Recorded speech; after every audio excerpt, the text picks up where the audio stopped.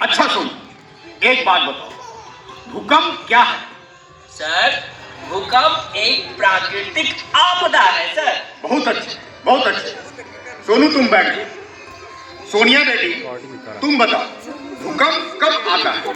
भूकंप का पूर्वानुमान लगाना मुश्किल है सर। अच्छा, पृथ्वी के नीचे मौजूद प्लेट घूमती रहती हैं, जिसके आपस में टकराने पर पृथ्वी की सतह के नीचे कंपन शुरू होता है। जब प्लेट्स अपनी जगह से खिसकती हैं, तो भूकंप के झटके महसूस होते हैं। वाह वाह, क्या बात है, क्या बात है सानिया, बहुत अच्छे बेटा, बहुत अच्छे।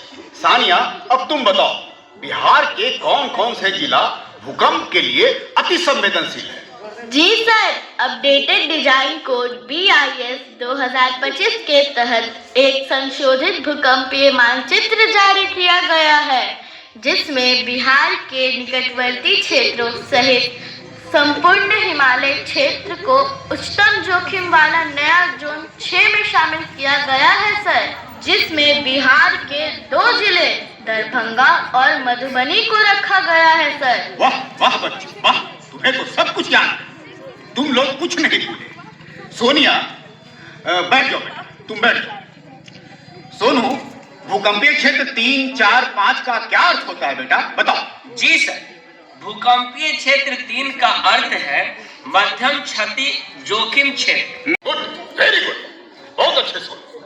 यानी अपना बिहार राज्य भूकंप के दृष्टि से अति संवेदनशील और भूकंपीय क्षेत्र है, क्या समझे? और एक बात और बच्चों, इसे ध्यान से सुनो और हमेशा याद रखना, उच्चतम श्रेणी जोखिम वाला क्षेत्र जोन 6 वो सबसे खतरनाक श्रेणी में रखा गया है, इसे हमेशा याद रखना, क्या समझे? जी सर। अच्छा बच्चों, एक बात और बताओ, दरभंगा और मधुबनी जिला को उच्चतम जोखिम जोन 6 में रखा गया है, तो बाकी के जिले कौन कौन से जोन में आते हैं ये बताइए।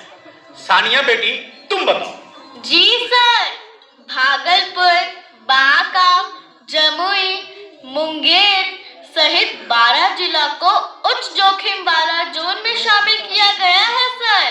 बहुत अच्छे, बहुत अच्छे। यानी नई भूकंपीय जोन मैप में पूर्वी बिहार और कोसी सीमांचल क्षेत्र के जिले अधिक खतरे वाले क्षेत्र में आ गए, क्या समझे? पहले ये जोन 4 में थे, अब इन्हें जोन 5 या 6 में रखा गया है, क्या समझे? जी सर। इसलिए भवन निर्माण और बुनियादी ढांचे के लिए भूकंप रोधी उपायों का कठोरता पूर्वक पालन करना है, क्या समझे? और साथ ही साथ लोगों को जागरूक भी करना है, क्या समझे? जी सर। अच्छा एक बात बताइए, आप ये सारी बातें जो हम आपको स्कूल में पढ़ाते हैं, आप अपने घर में और अपने दोस्तों और रिश्तेदारों को बताते हैं? जी सर, बताते हैं। जोर से बोलिए।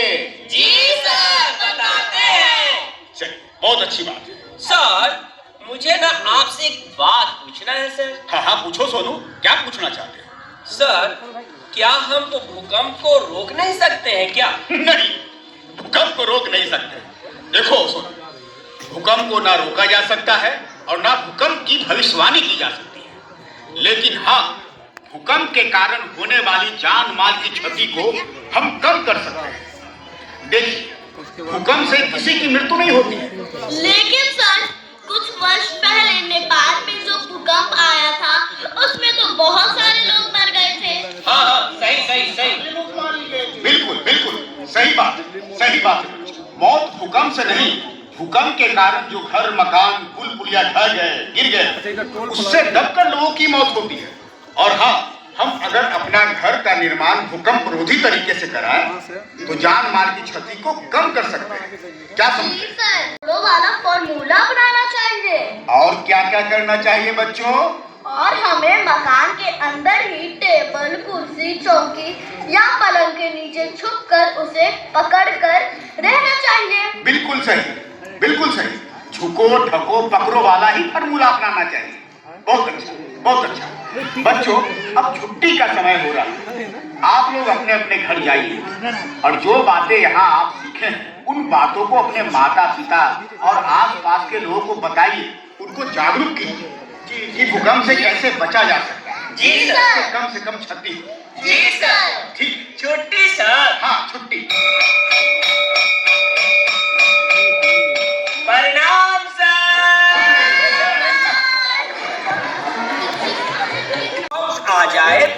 क्या करना चाहिए? क्या करना चाहिए? अरे तुरंत में घर से बाहर भाग जाना चाहिए। और क्या करेंगे? गलत जवाब माँ। अगर हम घर के अंदर हैं तो हमें तुरंत किसी मजबूत चीज को पकड़ लेना चाहिए और अपने सर को ढक लेना चाहिए। और अगर ऐसा कोई चीज घर में नहीं रहेगा तब क्या करेंगे? तो माँ, इसमें घबराने की बात नहीं है। फिर अपने दोनों हाथों से ना अपने सर को ढक के किसी कोने में खड़ा हो जाना चाहिए। इससे हमारी जान बच सकती है माँ। अरे वाह वाह राजू बेटा वाह, क्या बात है। हमारा सोनू बेटा तो बड़ा होशियार हो गया। वाह बेटा वाह। सोनू बेटा, तुम तो जानते हो कि हमारा टेंट का कारोबार है। मान लो कि हमें बड़े बाजार के अंदर और भूकंप आ गया तो सोनू बेटा हमें क्या करना चाहिए? तो पिताजी, सबसे पहले तो आपको घबराना नहीं चाहिए। जी। और अपने दोनों हाथों से अपने सर को ढक लेना चाहिए। और तो और पिताजी, शांति से खड़े रहना चाहिए। भाग दौड़ बिल्कुल नहीं करना चाहिए।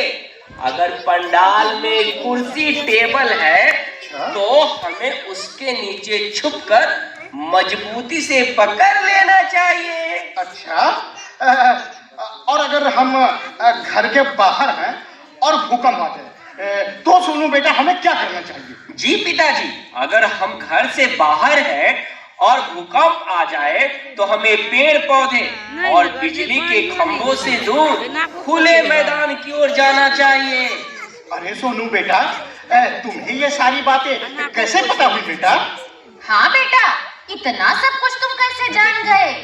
माँ, पिताजी, ये सारी जानकारी हमें स्कूल में दी जाती है। वाह, कितनी अच्छी बात है।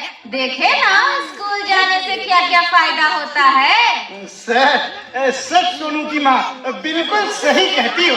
हाँ पिताजी, हमारे स्कूल में ना प्रत्येक शनिवार को आपदा से बचने के लिए अच्छी अच्छी जानकारी दी जाती है। जानकारी?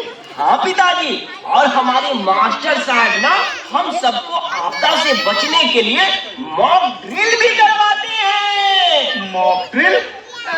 ये मॉक ड्रिल क्या होता है सोनू बेटा? पिताजी, मॉक ड्रिल का मतलब है आपदा से बचने का पूर्वाभ्यास। पूर्वाभ्यास? हाँ, इसी को मॉक ड्रिल कहते हैं। वाह वाह, क्या बात है सोनू बेटा, वाह। माँ, मुझे जल्दी से खाना दो ना माँ, मुझे बहुत जोरों की भूख लगी है माँ। हाँ, मुझे भी बहुत जोर से भूख लगी है भाई, जल्दी खाना दो। अरे ला रहे हैं, आप लोग चिल्लाइए मत।